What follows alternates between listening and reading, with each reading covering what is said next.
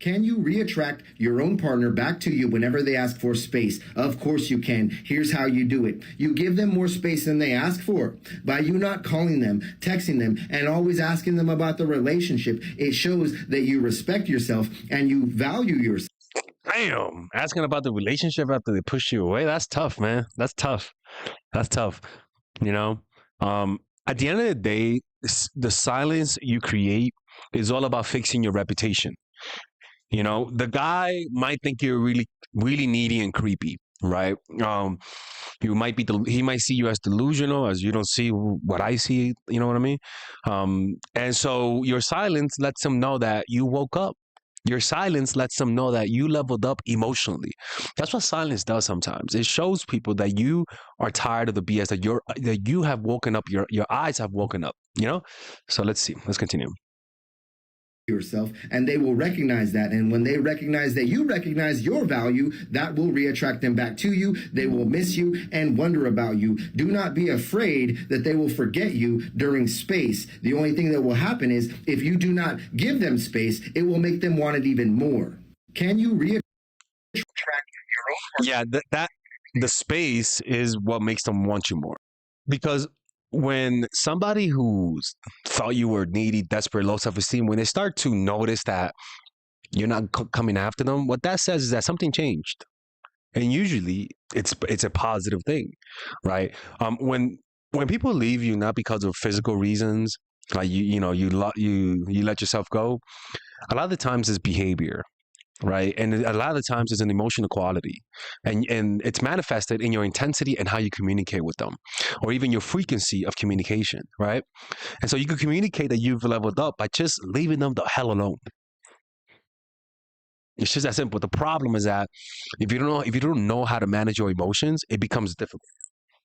So that's why I recommend you guys purchase that book, The Power of Now by Eckhart Tolle, and check out chapter 6 on the inner body. It teaches you how to manage your emotions better than any book that I think I've ever read in my life. Powerful tool sometimes. I know you want to send that text. I know you want to call them. I know you want to pour out your feelings to them. I know that that's how you guys are feeling, but I cannot emphasize enough how important it is to remain silent. If your ex is trying to start a fight with you, maybe they're sending you mean things, they know what's going to push your buttons, so they might press those buttons for you. Do not give in to that. If you don't give them a response or reaction, most of the time they'll back down from whatever high horse that they thought that they were on. And you might not see the benefits right away of remaining silent, but it is so powerful. It can be the one thing that causes your ex to feel sorry about the situation, to want to apologize to you, and want to make things right. I mean, honestly, how many of you are sitting here waiting for that message, waiting for them to reach out and say, I'm sorry, and I should never talk to you like that, and I should have never treated you like that? Yeah, honestly, like we're putting a band-aid over a fucking gunshot. Like that, you're already like messed up. You know, you're already messed up. If you gotta say sorry, if they gotta say sorry for cheating, for hurting you, they're already messed up. Let me tell you something, man. You don't have to break up with people multiple times to realize it. You know, if they're being disrespectful from the start, that's a red flag to walk away. If they tell you they cheated, that's a red flag to walk away. If they're the alpha type that gets a lot of women, that's a sign to get the fuck out, because they're gonna cheat. You know, like it's just that simple. Like that. So many of you are probably waiting for that message from your ex, and that's why I'm like, just stay silent. You'll probably get it, but if they're trying to fight with you and they're trying to make their point and you're continuing to argue with them, you're just going to keep going around in circles. One thing I read on here all the time is like, oh, we shouldn't be withholding our feelings and our emotions. We should just say how we feel and what we think. Yeah, go ahead and do that. Sure. But you are going to really lessen your chances of getting back together with that person. It's really more about if they deserve it. You know, when you start to show your feelings to someone who doesn't deserve it, I mean, honestly, it depends if they're an asshole, honestly. Like, if you did an asshole, they're gonna, find pleasure in seeing you with pain, But expressing your feelings when the person is not giving you any feelings in return, it's just It's just selfishness in terms of you're not really thinking of them. You're only thinking about how can I release this feeling. So you're not even be acting from a place of strategy. You're acting from a place of insecurity, of selfishness, of me, my pain, my pain. I don't like the way this feels, right? And that causes people to push. That causes you to push men away. It's just that simple, people.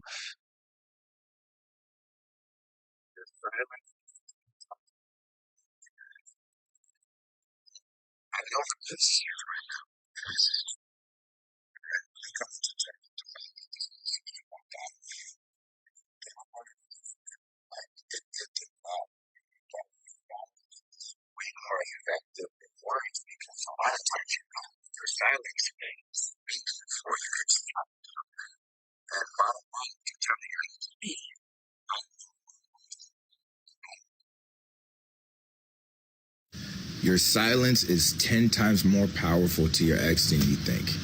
And I know how hard it is right now processing your breakup. All right, really coming to terms with the fact that this person just walked out on you and gave up on the relationship. Like it didn't matter. But the silence is way more effective than words, because a lot of times your silence is speaking for you. It's saying something. And Over talking is just running around in circles and acting like, or running in the treadmill and acting like you're getting somewhere. Like it's just a delusion. If you really pay attention, the things that are said the loudest are things that are not uttered. It's just that simple. And bottom line, what you're telling your ex is, I know my worth. I am a catch as well. I am not going to chase or beg someone to be with me, because anyone would be lucky to have me. And That's really the mindset. Like, look, man, for example, right? If I meet you online and you take a day to respond or 2 days, I'm not going to go out with you. It's just that simple. I've been dating a lot lately. Women saying, oh, it's just that I forget to respond sometimes. Let me tell you something, ladies. I'm going to be honest with you. Every time in my life, maybe one out of 10 times I'm wrong, but anytime you meet someone online and they're very slow to respond, before you guys meet up, don't put your hopes up. It's better for you to just say no to them. Just say, nah, no, thank you. And if they say, well, you're being over dramatic, listen to me, man, okay? Listen. It's not, because I'm telling you, like, just think back in your life. The people that take a long time to respond, it's a sign of things to come, right? And so it's wild how like consistent that thing is, right? So now when I see that, I don't feel needy no more, honestly. I just say, oh, I don't want this. Like, I don't want this girl. I don't want this woman. No, thank you. It just turns me off.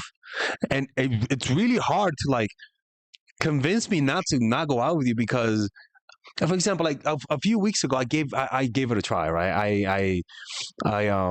Actually, let me show you. I'm gonna read you guys the text, because to me it proved my point, right?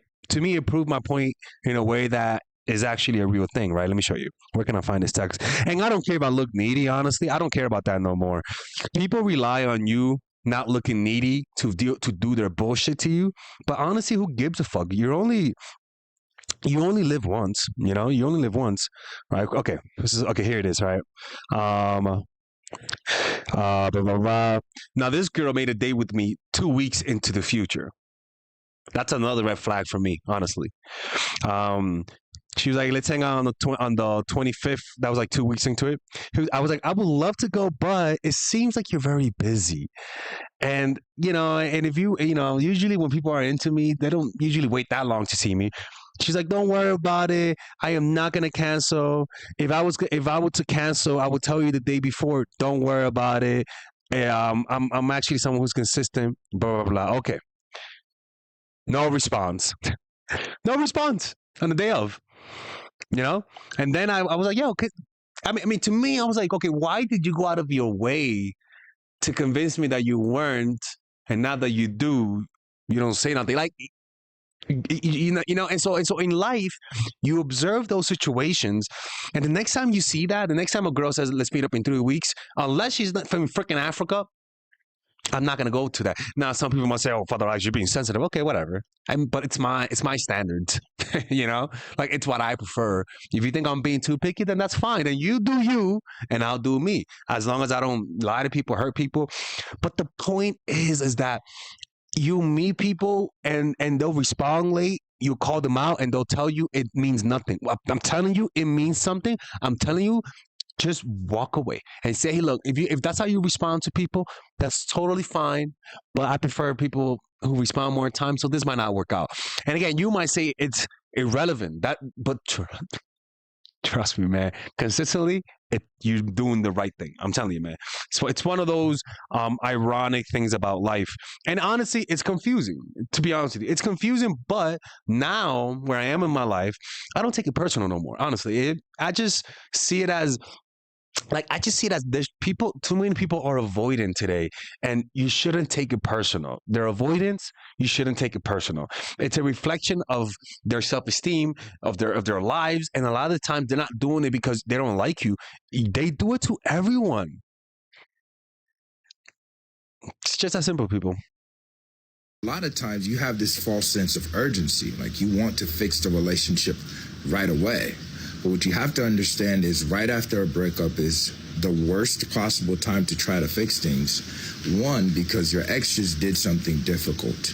Breakups are intense. And most times they are going to go into the relief stage, and their boundaries and their guard is going to be up because they're expecting you to fight for the relationship. And so a lot of times the more you fight, the more they push back. And if you think about it logically, something made your ex decide to leave. And whatever that thing is, usually a loss in attraction, in their mind, it's impossible that you've changed in such a short span of time. So going into no contact and giving the relationship time to breathe is the best thing for you to do anyway. So staying silent helps you accomplish this. And more so, you don't say things that you end up regretting. You don't beg your ex and constantly put them on a pedestal where they start to actually believe the false premise. There's nothing wrong with you not being over someone. There's nothing wrong with you having feelings for them. You should never be ashamed of that. You know, you should never be ashamed to tell someone that you still like them. There's nothing wrong with that. Like, honestly, if the person feels pride that you still like them, what the fuck kind of pride is that? What you shouldn't do is beg. When you beg your girl, shit, man, they're like, yo, like, I thought this chick was like, has some self-worth. Like, yeah, that is wild as shit, man. That they are better than you, and they're really not. So it's a lot better for you to stay silent. Tips that I can give my people who struggle with setting boundaries, especially my pure-hearted people. Oh, yeah, she definitely sets boundaries. That energy, she definitely sets boundaries. In fact, you set way too many boundaries, all right? She's talking like this, okay? Then this sounds like a lot of boundaries, okay? Like, what the fuck are you talking about, man? Like, yo, hey, girl, ease up, all right? Ease up. Like coño, man, like. Silence. One of the best ways to set boundaries is by learning how to be quiet, especially when it comes to your personal business and your plans. See, here's the thing. When you're a pure-hearted person, you're an open book. And there are many times where you are vulnerable. I feel like she's hurt a couple people, man. I don't know about that, man. I sense Lucifer. Somewhere here, I can feel it. Like, there's some energy coming through the screen right now that I am not liking, people. Father Alex is being judgmental. I get it, but holy crap. And where we go wrong many times is thinking and assuming people have the same pure heart as us. But even those family and friends are some of the very people that you're going to have to start being quiet around, especially when it comes to your personal business, when you're revealing, what you're going through emotionally, revealing personal information about yourself, your fears, your insecurities, your relationship issues. You see, those people that you're revealing that information to can only try to tear you down, bring that up, sabotage you, bash you, talk about you, get in the way, try to... That's the thing, man. If somebody brings up something that I told you, like, you're cold, you're a nasty person, man. That's nasty. What you have and all of that, when you reveal that information, you have to be silent. Reason being, people don't know how to attack you when they don't know so much about you. and they don't know your plans. People don't know how to take advantage of you or use you when they don't know so much about you and your plans. And I know it can be hard because you feel like your family and friends and the closest people to you are the very people that you're supposed to be able to. You know what's crazy? I never told anyone I was doing a YouTube channel until they found me on YouTube. One of the things I learned is I don't tell people your plans. When you don't tell people your plans, you end up achieving them much quicker. You know, there's not a lot of sabotage. You don't get the dopamine boost from their validation. You know, Stress. But when you notice those same people are the people who take advantage of you, they are the same people who use you in many instances. They're the same people who try to sabotage you. You have to be mindful even when they're your very own family. A lot of times we let a lot of things slide. Or we give people the benefit of the doubt because they're our family or they're the closest to us. Especially when you have a pure heart. We're so forgiving. We forgive and we forgive and we forgive. But you have to set boundaries. And being silent is setting a boundary. You have to keep some of your stuff to yourself. Especially in situations where God blesses you with extra money. He increases your finances. And you have those people around you, your close people, friends and family who always ask you for money, always borrowing money, but never paying you back. Although they promise they're going to pay you back. And you notice those times when you're in need, they can't help you. They're not around. They have every excuse in the book. Yet you're always free-hearted and open to help them because you come from a pure place. You're pure-hearted. And that's exactly why you need to be silent. When you get blessed with those extra finances, that promotion. nah, she's right. She's right. I judged her too quickly. I could tell that maybe she's been through some BS with family members, and that can really harden you on the inside. You know, yeah, that's honestly the worst. Family members betraying you, that's tough, man. That's tough. That's tough. Especially with a girl like her. A lot of the times, girls is usually their aunts that usually are the fucking haters. You know, they'll compare their kids with them and stuff like that. It's really toxic. But yeah, silence, man. Silence is your number one power. In fact, that's how the Buddha became enlightened. If you guys want to work with me one-on-one, go to mindfulattraction.org. There you'll be able to purchase one-on-one sessions with me. I don't know what the hell this is coming up, and I'll see you guys later. Take care. Hey, guy, why is he looking at us? A lot of you guys ask me, how do I work with you, Father Alex? Which is kind of incredible because I always tell you guys how to do it. Well, let me make a quick little outro to explain to you guys. You guys can go to my website where it says mindfulattraction.org, and there you'll be able to book a one-on-one phone call. The prices are for 10 minutes, $75, for 30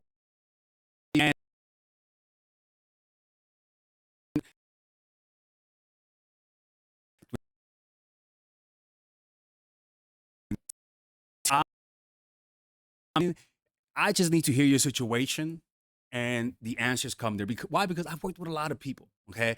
And these sessions will guarantee results, right? Will guarantee results. And if you don't like the session, you can get your money back. Just ask for your money back. Just say, Father Alex, I didn't like it. I want my money back, or else I'm calling Trump, right? Right? Deport your ass, right? We know you weren't born in America.